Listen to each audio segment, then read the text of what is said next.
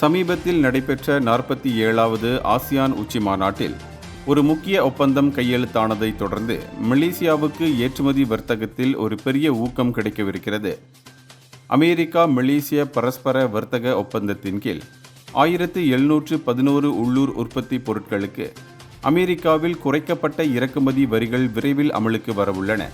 இந்த நடவடிக்கை உள்ளூர் தொழில்துறையின் போட்டித்திறனை தூண்டுவதையும் மலேசிய வர்த்தகர்களுக்கு ஒரு பெரிய வெளிநாட்டு சந்தைக்கான வாய்ப்பை எளிதாக்குவதையும் நோக்கமாக கொண்டுள்ளது.